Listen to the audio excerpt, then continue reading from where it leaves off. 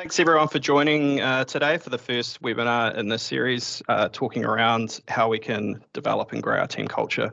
Today we're going to start with how we assess it. While I'm going through introductions, can you please fill in a poll that Maria's shortly going to put into the chat? We'll be discussing it at a later point. It's really important that we get some feedback throughout as well. So if you've got questions or want to cover off anything, please post in the chat. We can come back to them at a later point. There's quite a lot to cover off, but I'm hoping that we'll have some time at the end to discuss further. Quick introduction to me. I've worked in a number of roles, organizations across engineering, consulting, project, service and change management, leading, building and growing teams, and the capabilities of passion of mine, which is how I ended up with Pax8 Academy. My LinkedIn as well will be added into the chat, so please connect if you want to discuss anything later from today or want to keep up with future articles, courses and webinars. What we offer as part of Academy is education through our LMS, through our courses and our coaching. These are all ways that you can access it, relatively easy and simple to sign up. I've really enjoyed doing the courses of late as well, so these webinars are a little taste sometimes of the courses as we develop them further. It's great to hear people's takeaways, what they learn and apply, and give them some guidance and prompts to be more successful. Often, sometimes what we're going to cover off won't be groundbreaking, maybe something you already know, but often we forget because we get so stuck in the doing that we don't take a step back to consider things. So we're going to start off with the assessment and going through our team culture of knowing where we are now. So let's say that you've got the people. Do you know the people? So some of the key questions that we're asking: what do your employees want? What does your team value? What motivates people to leave? What motivates them to stay?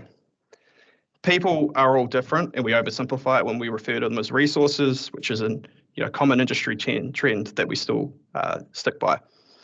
Everyone has different ideas, personal values, cultural values, motivators, whether that's money, authority, acclaim, a work-life balance, or just a paying job that they can do confidently. No size fits all. Some people might want to work 24 hours a week for less money, and some might want to work 10-hour days and have the Friday off. Some need remote flexibility and want to work remote. Some need to be around people and enjoy in-person collaboration. So understanding what you're about and what the individuals that you lead is a great starting point for this. If you can't answer these with your team, you're already on the back foot, but we're going to cover off some of the ways to get the context, mindset and behaviours right. Key point to start with is having some conversations. So knowing what we want and what motivates us, and really drill into this when you're interviewing and recruiting and when you're doing one-on-ones for team. Because often we limit ourselves by searching for cookie cutter answers when we're interviewing. Transparency is better. It's better to know that someone, for instance, is driven by money or power rather than something like passion. Because there's difference there. People might say one thing, the reality is quite different. If you're starting there, you're already on the back foot again. It might say a whole range of things. They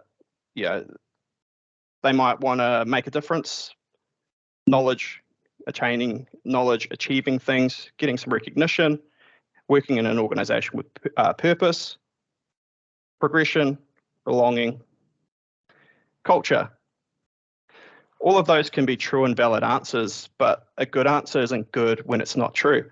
So removing the taboo around, I want someone to say this so that I can hire them, or I want someone to say this so that we feel like we're on the same page, isn't necessarily going to be what's going to get you the best result. Someone could say that culture is important, but are you asking them what a good culture means to them? Culture is important to a lot of people, but is their impression of what a good culture lined up to what you're doing as well? The worst things that and is your culture actually good? The worst things that we're tolerating in our culture will often outweigh the best things that we have as well. Most of us that are in leadership roles are just as much, if not more, shaped by the negative experiences that we've had with leadership than positive. I've had some amazing leaders who helped me become who I am today, and I had some bad ones that helped me define what I wouldn't do. So digging into your primary motivators around what your people want and being transparent and understanding them is going to yield you the best results, because now you know what to work towards. And these can be linked, or they can not be linked at all. So don't leave that part to assumption. Not understanding that can have the opposite effect. For instance, if someone says that they're driven by status or progression, doesn't mean that they may want to or enjoy managing people. The other thing to think around is what motivates you. Are you working towards it? How can you? And if you have a manager, do they know what motivates and drives you as well?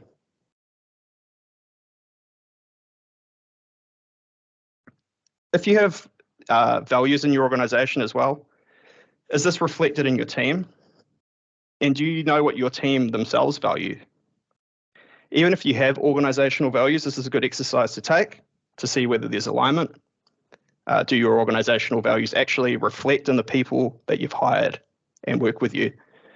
Are your organizational values still relevant as well? Often companies with defined values will have them on the website, and then when we're going through the interview process, they'll ask the interviewee to recite them to them. Shows how much they memorize and that they did some research, but it doesn't tell us much about them unless they're linking it back to themselves. So try and push that as well. If you're using this in your interviews, ask them the 3 most important personal values they would put for themselves. If you want to see if they know about yours, ask them to recite them, but also ask them, as I said, for examples of how you can relate them back to their own lives.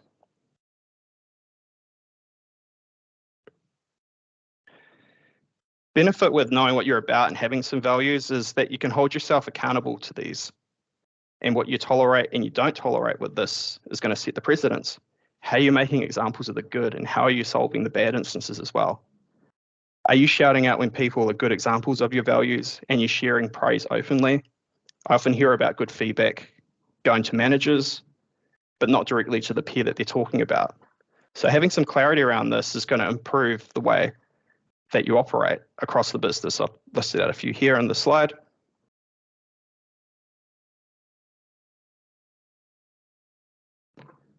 This part around setting expectations. So we've got some values. Do we have a vision? Do we have goals? Do we have expectations of the team? Starting with something called a success profile.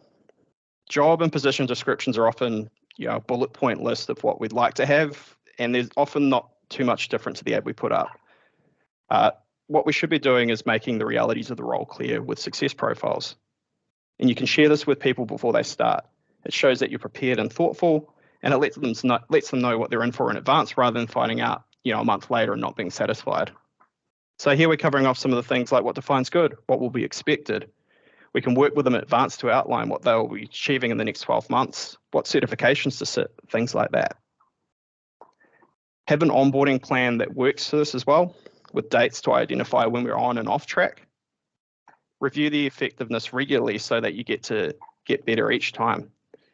Onboarding is one of the most important first impressions, and it's going to set the expectation for what it's going to be like to work at your place. So if it's chaotic, disorganized, or aloof, that's the perception you're leaving that new staff member with. Next, we might be using KPIs, or should be using KPIs. These shouldn't be aspirational. It's what we're expecting, and it's what's the norm. So you can set goals to improve KPIs, and once they're established, they can be the new norm. But as an example, if your focus is on 80% billable and your team have a lot of non-billable responsibilities which won't go away, it's not ever going to be the case until you address why. The key mistake that we tend to make with KPIs is that we focus more on looking good rather than being better. And then, as I mentioned, goals. So you could be using OKRs, objectives and key results. You could be doing SMART, where you specific, measurable, I've forgotten what the word was. Well, SMART anyway, SMART goals. ROCs if you're using EOS. And what we wanting to do here is align the strategic goals with tactical. So we're putting the effort where it counts around our goal setting. So SMART was specific, measurable, attainable, and relevant, by the way. Measuring what we expect as well. So there's quantitative and then there's qualitative measures. We've identified what we're going to measure. How do we measure what we value, what we as an organization value, and what are we doing for our KPIs, and do they make sense? Is it clear that we prioritize client and staff experience if that's one of our main focuses that we've said? If the only thing you're measuring is throughput, it can be perceived as the only point of value. Are you aware of what your staff experience is with this? Often qualitative measures are driven more off perception and feelings, but these are what drive most humans, and we're hiring humans to work for us.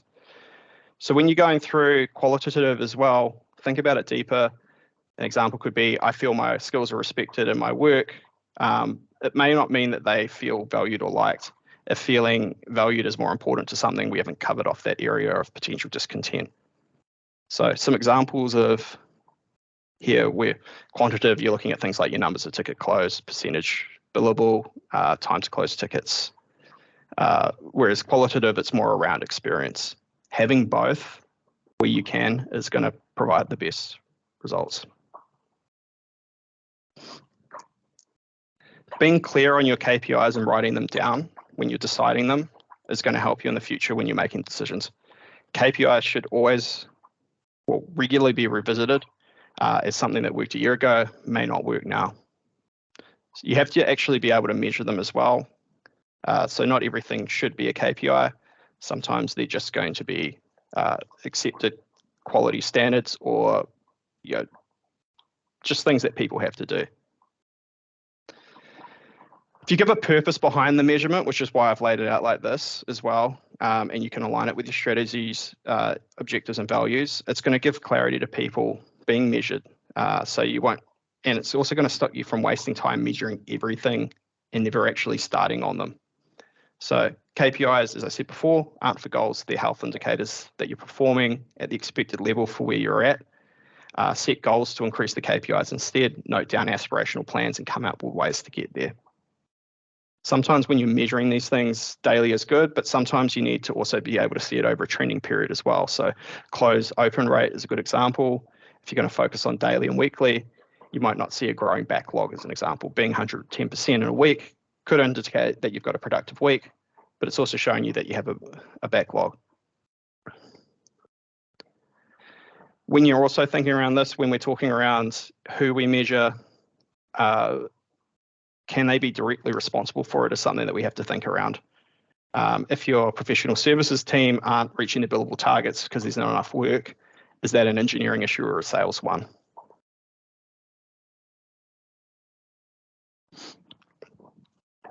CSAT's a common measure that we see, customer satisfaction.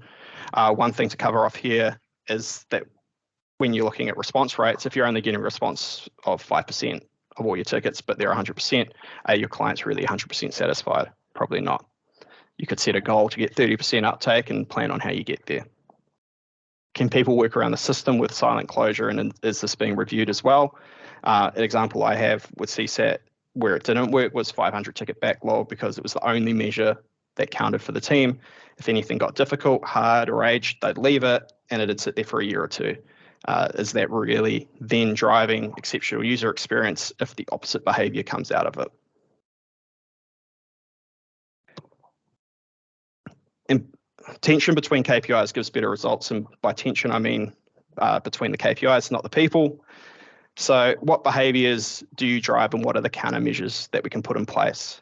If resolve time is a KPI as an example, we may want to have another KPI on resolution success rate, so that people aren't just closing out tickets and aren't just and that they're actually fixed and we're not compromising quality. Again, as an example, if CSAT's your most important one, let's also look at backlog close silent. Reason why I wanted to do a quick talk on KPIs is because they're not an answer to all the problems. And I've seen in a lot of organizations where they have cultural issues or accountability issues, and their first thing is we're going to put in a whole bunch of measurements and that's going to sort it out. That's not the case. And if you use them wrong, you can promote things like negative behaviours. Competition, for example, can lead to sabotage, lessen collaboration. You could be driving mediocrity, comfort with the status quo, and people aren't looking to improve. If your KPI is 90% resolution, I'm going to go to the pub, I'm above my target, I can let a few drop. Do people have the direct responsibility of the outcome? As I was saying before, professional service team has a billable target, that's good. But if there's no work being sold for them to do, are they responsible for the pipeline, or is that a sales problem? The primary motivator of your KPI shouldn't be to address individual performances and limitations. It's an opportunity to take a holistic and systemic look at your business and work together to set a standard, and then you're going to use goals to increase the standard. So if you're falling below the standard, you now have an opportunity to uncover it and understand why and do better. We'll talk about retention now.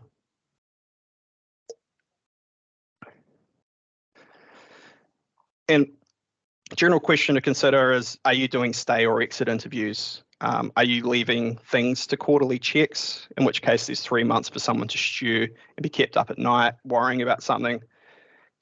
There's common reasons why people leave their job, and I'm going to go over, or stay in their job, and I'm going to go over them quickly, very shortly. When do people think about leaving though? So it's not always just around work. Some common catalysts can be things like work anniversaries, birthdays and milestones, social gatherings with peers, things like school reunions. So when you're thinking around people leaving, it's not always just work, it can be personal as well. People can measure themselves against their friends, families, just as much as their colleagues. I also, out of interest, saw a statistic saying 50%, there's a 50% fail pass rate for people getting counter offers and leaving within the first 12 months anyway. So we want to get ahead of this and give the right environment and opportunity to discuss this in advance before we get to that point. Some of the reasons why people stay or goes, things like career development, total compensation, caring and inspirational leadership, meaningful work, sustainable expectations, supportive and reliable people, flexibility, health and well-being, inclusion, community, travel demands, and workplace environment. So they can be key reasons why people stay. They can also be key reasons why people leave. If their motivations and their requirements aren't being fulfilled, they're going to look to fulfill them elsewhere. So here's an example of what we're talking around. This was from McKinsey & Company, top reasons for people quitting their jobs over April 2021, 2022. As you can see, most of the things that I just talked about broken down by a percentage of what motivated people to leave. Reason why it's important to bring this up is, are you doing anything to address these? Are you across them? Can you see reasons here that you've been told by people that have left your organization are why they've left? And in which case, what are you doing to sort that out? I really like this model here, safety culture, taken from ITIL, high velocity, IT. And it's broken down by accept, ambiguity, and uncertainty. So not burying your head in your sand, because you can't improve or mitigate risks if you don't acknowledge them as a starting point. Nothing is certain in our industry. Technology fails, technology changes, it's constantly shifting, new threats, new standards that we need to defend and work through. We live in a constantly changing landscape, and we need to not be scared of the unknown. So pretending that we know it or ignoring is going to result in even more risk.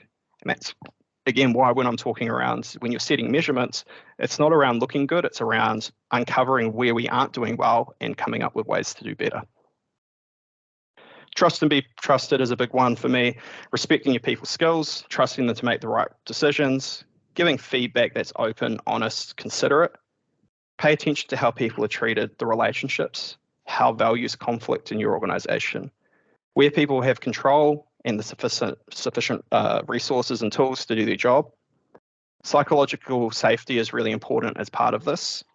So juniors should be able to share their knowledge and thoughts, and seniors should be able to speak out when they need help.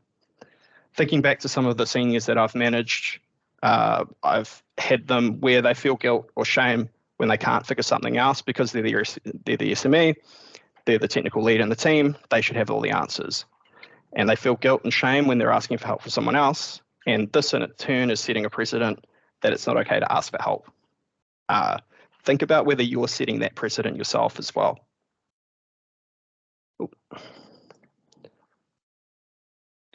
Continually raise the bar, not accepting the status quo. What made sense today won't make sense tomorrow, potentially. Take the initiative, make improvements for the well-being of your team and the satisfaction of your clients. Show leadership by spotting some of those improvements and being proactive with it and giving everyone a part to play in it. If you find yourself saying from time to time, don't give me problems, give me solutions as well, stop doing it because it's a cop-out. Create something like a continual improvement register as a starting point. You could use a SharePoint list, or you could create tickets in your PSA, work through once you've decided that it's time to take up. We don't want people to hide issues because if it comes too hard, especially if they aren't skilled in the area that they've noticed an issue, it's not ever going to surface, or it's going to surface in a much more damaging and destructive way. Help get customers' jobs done because they're important stakeholders. Commit to continual learning to improve your knowledge and the information that you have by being data-driven, doing some experiments, opening yourself up to new ideas, methods, and learning. Commit to continual learning is something I'm particularly passionate about with teams that I've run and with myself. Setting an example, am I studying? Am I doing certifications? If I've got an expectation on my team that they're doing the Microsoft ones, maybe I'm doing my iTool ones. Make it infectious so that other people are doing it. Ignorance and apathy are the root cause of many of organizational problems, and acting off the wrong information or assumed information often has impacts to culture, technology, and processes. It's often not out of spite or ill will. So acknowledging that things can be ambiguous and uncertain when we're looking through things such as a safety culture can help us set a marker of where we're at and where we want to be. We can discover that path along the way.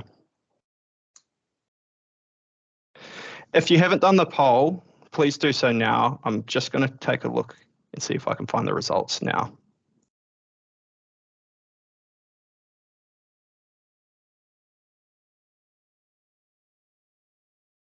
While I'm doing that, does anyone have anything that I've talked over right now that they're interested in or had a question on? Either post in the chat or just ask me now.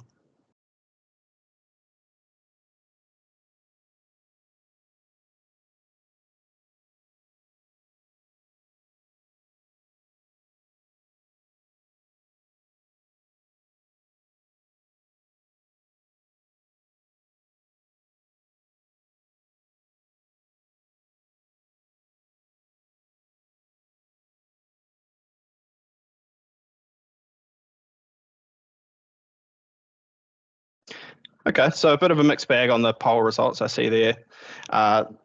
Clients, 33%, peers, 27%, self-identified. Oh, it's just come equal for clients and peers.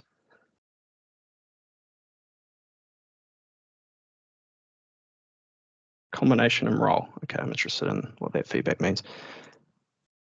Reason why this is interesting to me is because often the behavior we drive around making mistakes is down to the type of culture that we're building.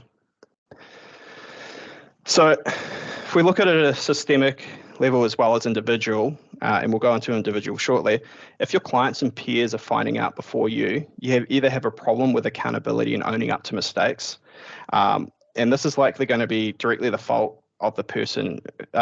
This is likely not going to be the fault of the person who is hidden, but an issue with how safe people feel to be making those mistakes. If you've got people in your organization that drag people over the coals in front of their peers whenever they make a mistake, people will more and more hide when they have made mistakes. How we react to the failure and the mistakes often sets a precedent. So if you're punitive or embarrass people, they're going to hide issues and they don't get addressed. You don't learn, and those little issues can become big problems down the track. I've seen it time and time again where a minor thing of a checkbox not being done or someone not QAing something right has resulted in it being hidden, and 6 months down the line, they've lost that client because there's been ongoing network problems or a whole range of other things. I'm not going to cover off if we're aware of it from the alerts at this point. I want to really focus more on this direct feedback. So here's 4 focal points for where you are finding out about these mistakes, and where the first things that I would be looking at if I had these in my organization. So finding out from clients, how do we know? Did we know that the issue was there? Did we hide it and were we unaware? Did we follow a process? And why didn't it work? Why weren't we alerted? What could we have done to identify? Did we implement or configure it correctly? Will this happen elsewhere? Now, if it is the case that we did know the issue and we hit it, to me, that again sings out as there's a culture issue as a starting point. As we drill down, it may be that there are individuals that are just reckless. But from my experience, it generally won't be from recklessness, it'll be out of fear of reprisal. Again, if it's from peers, was the person who did it aware, and was it raised with them first, or are people looking to catch each other out? Are we apportioning blame, or is it being raised constructively with an improvement mindset? Again, systems, why didn't we get alerted or notified? Was there a process missed or that needs improvement? Was the technology implemented well? Where do we need to improve? If it's coming from themselves, well, there's some self-accountability there, and to an extent, they obviously feel comfortable enough owning up to it. So we've got a little bit more to work through. It doesn't necessarily mean that culture is discounted immediately, but it wouldn't be the first area that I'd look. So do we have a process, and was it followed? If it was, why didn't it work? What could we have done to identify this with our systems and alert us to this? Then what could we have done with our implementation to stop it happening again? If it happened in one place, it may happen elsewhere, and is the right tech working on the job? If we factor all the other things in, is it a training issue? Do we need to give them training in terms of the technology or training in terms of the process? Do they need more exposure or to develop their skills more? So mistakes in this instance as well can also be related to if there's unrealistic expectations, a heavy workload, just general disorganization that makes people more prone to error. So a scenario that's a common one, and talking through this is something I used to uncover people problems as well as technical problems, is using the 5 whys method. So in the scenario, employee is late for work with no notice. When we ask why, it's because they slept through their alarm. And sometimes we might just leave it at that, say don't do it again. If you're particularly punitive, it might be that you give them a written warning. That's an example. We ask again, it's because they were working on an incident till 3 a.m. Again, it's because the data store ran out of space and caused an outage across all virtual servers. Did that happen? Because no one was aware that the backup the night before had failed and the snapshot wasn't deleted to clear space on the data store. Why did that happen? Because the engineer who looks after backups and storage was on sick leave. So,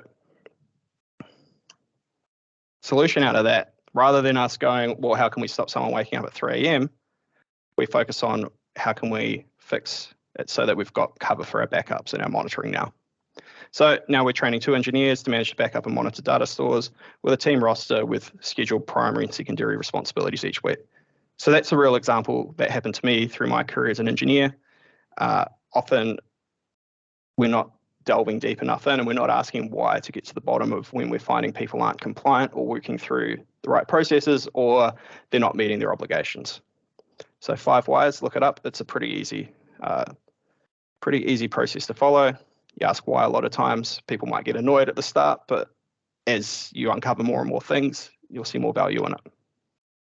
I want to talk about engagement surveys things of that sort. So big thing is, are you asking the right questions, or are you only asking the questions that you either get the answers you want to hear or know that you'll get the answers you want to hear? Because a good result often isn't the best result overall. Like, what are we uncovering?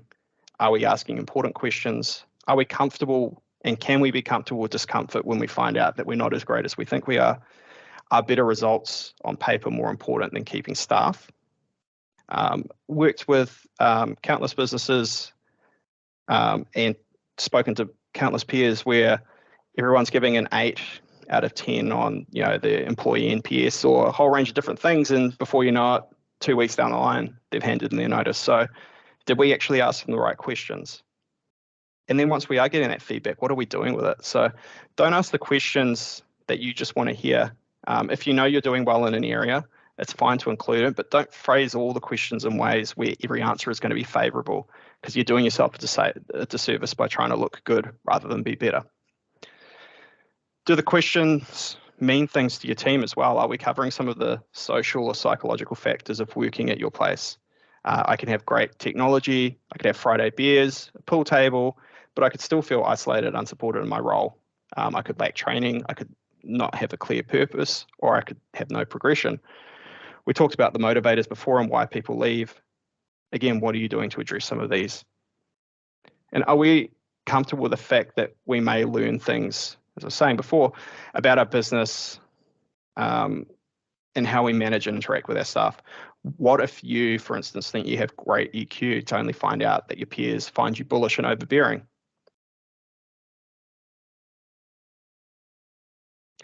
As a start as well, there's lots of freely available resources out there, such as the Gallup G12 has 12 questions. And if you go to their site, they explain the reasoning and the science behind every question, what the outcomes are of improving from the results. I'd suggest also looking into a psychological safety survey if you haven't done one before, and if you're having issues with people not owning up to their mistakes, which based off the feedback on the poll would be an interesting area for some of you to look into.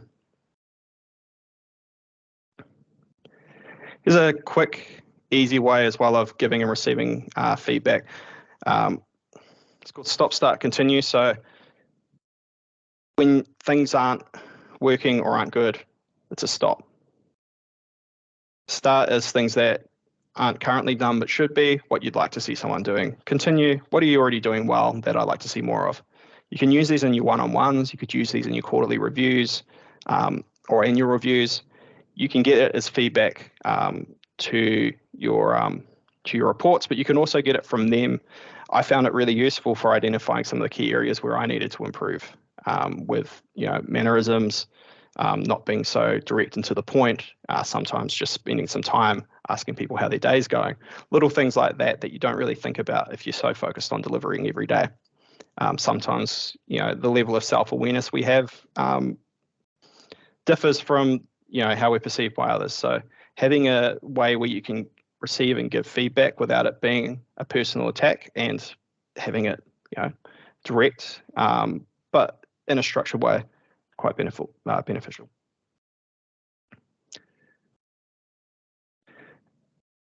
This is a big one as well. So if you're a leader and it's easy to feel like you need to have all the answers, and sometimes there's a perception there that you should, but you're not leveraging your team's collective knowledge by doing this.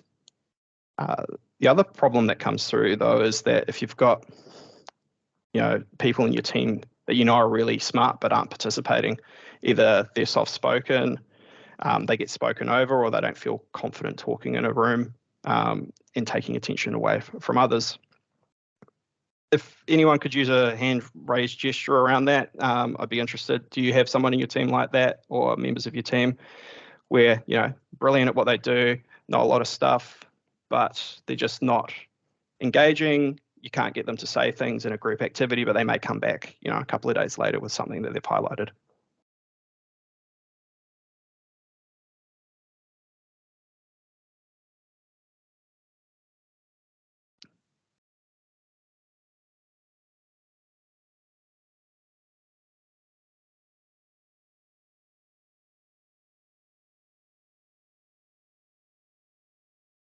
Did you just lose the share quickly?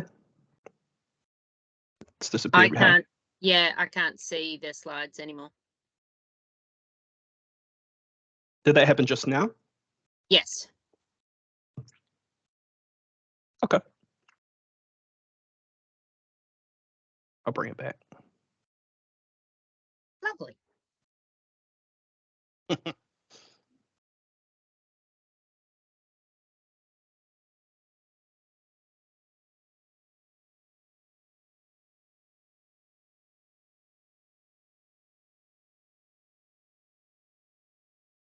Great. Okay, so I didn't see a raise of hands, but I don't know if anyone has the raise a hand function turned on in this webinar. So this is just one way that you can get a little bit more input from people if they are introverted or they need a little bit of time to think over things. So first thing off is to set an agenda. So some people think on their toes and others need time to reflect beforehand. So don't cheat others out of having their say because they don't think fast. Often deep thinkers are going to take a little bit more time, but what they may come out with could be extremely valuable. If you're going to be talking over a document or something like that, send it in advance so people have time to reflect and think over it. Next part is giving everyone a chance to talk. So if we time box it, for instance, 2 minutes. If one person takes 1.5 minutes or a minute 30 to get their time across, we're going to sit in silence for the last 30 seconds. Everyone afterwards can elaborate, raise points of discussions after the point is done. Let's time box it to a minute, keep it structured. And then we're going to report back, come out with what our outcomes are, what conclusions we came, give credit to the contributions and insight of the team as well. If ideas are still coming through, do we need to reorient? Do we need to run through this again? Do we need to catch up and discuss further? I found a lot of value in organizations I've worked in where they've had this type of structure because, as I said, sometimes you have deep thinkers or introverted people that have great ideas, great insights, but they're just not going to engage or involve themselves to that level over a group discussion, particularly if there's more dominant people in the meeting. The other thing is, as I was saying before, I often hear about good feedback shared with managers, but not with peers. We generally suck at celebrating our own success, and the focus is continually on what we can do better, which is great, but it can get tiring if we're not enforcing what we've done well or what we already do well. There's heaps of options out there for feedback, but you don't need to have a bespoke tool to do it.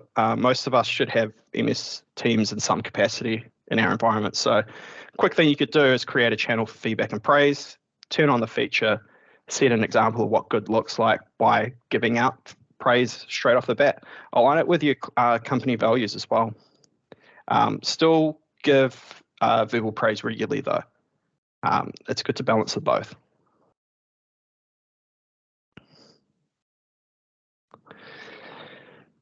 And then also around, communicating, how are we approaching these situations? Are we above the line or below the line? Above the line could be, what can we do better next time, rather than what did you do wrong? Something goes wrong. Is it an issue with our process, technology partners, or people? What we do and don't tolerate is going to set the standard for our culture. So if a member of your team is high performing but rude, condescending, vindictive, destructive to your team dynamic, they're not a really high performing person, because the downstream effects of what they're doing are going to impact your staff retention, your staff satisfaction, and eventually your client satisfaction as a result. Also thinking around, what part do I play in what went wrong if I am a leader, and how can I add more value? And how can I support the next stage for us to reach this? The below the line things are, immediately looking into what a person did wrong and why it's their fault as your first point of investigation. So when we're talking around, when we go back to the 5 whys that I was talking about before, if someone's late to the office and we just go and take it at that and then look at why it's their fault and what they could do better next time, we're not really actually resolving the issues. And again, we really want to be getting to the root cause of some of these things. So we want to be stepping away from, denial or blame. I had no part in this mistake, even if I'm responsible for the working environment, the company mindset, the skills, the training, processes, policies, technology decisions. We want to be accountable for when we've made mistakes.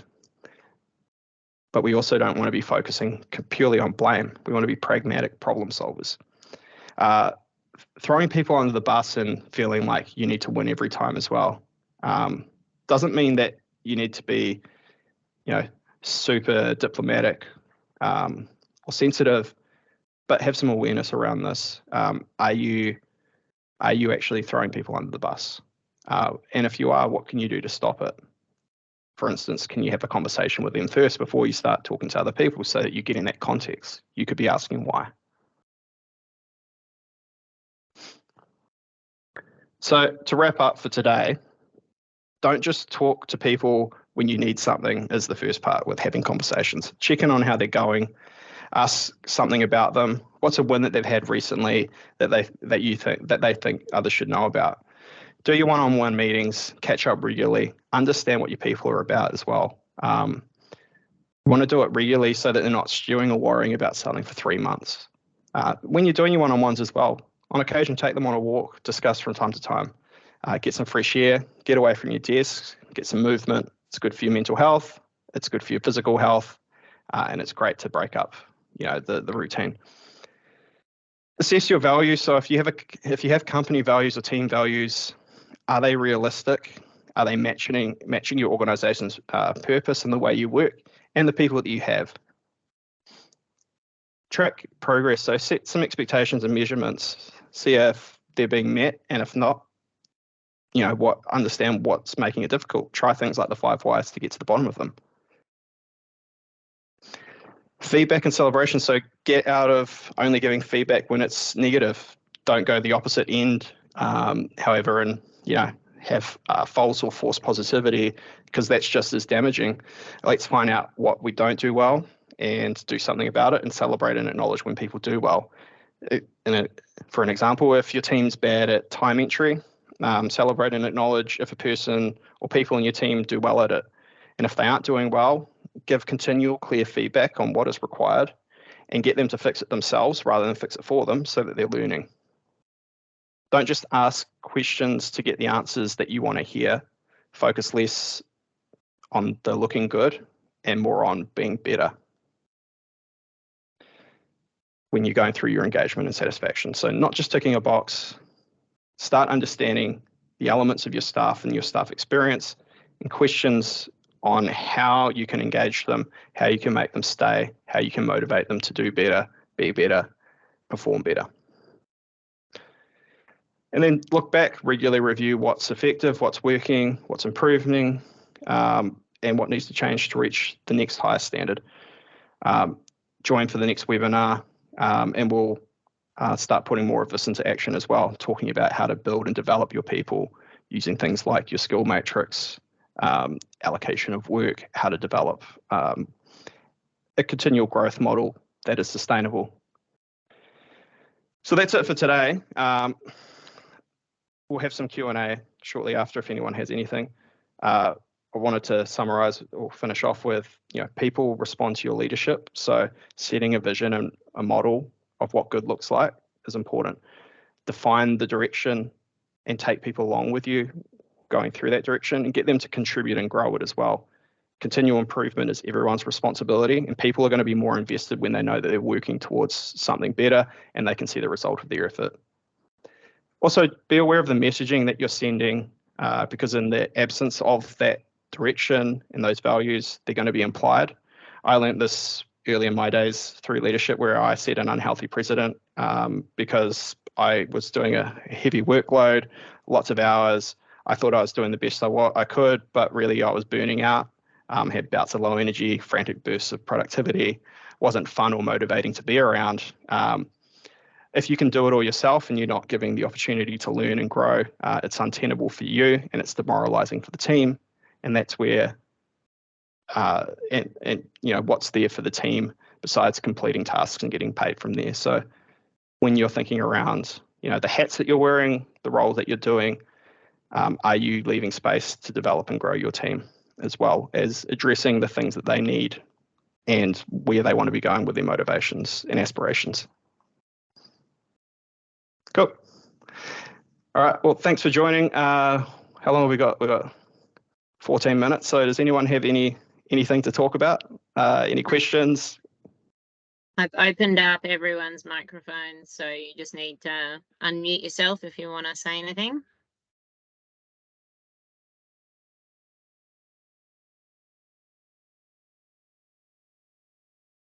Does anyone have any follow-up stuff that they'd like to see in the next webinar on team culture?